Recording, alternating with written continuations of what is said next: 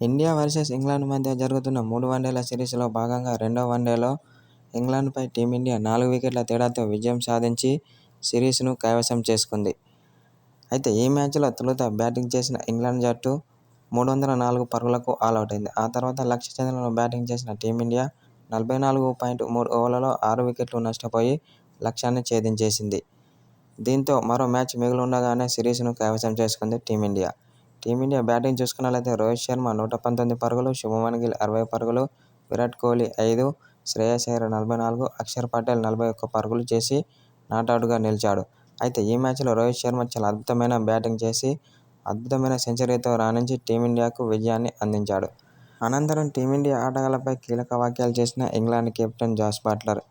ఇప్పుడున్న ఫామ్లో టీమిండియాను ఓడించడం చాలా కష్టమని జాస్ బట్లర్ అన్నాడు. ముఖ్యంగా రోహిత్ శర్మ చాలా అద్భుతమైన సెంచరీ చేసి టీమిండియాకు విజయాన్ని అందించాడని అన్నాడు. అతను కొట్టే సిక్స్లు చాలా అద్భుతమని అతని యొక్క బ్యాటింగ్పై ప్రశంసల వర్షం కురిపించాడు ఇంగ్లాండ్ కెప్టెన్.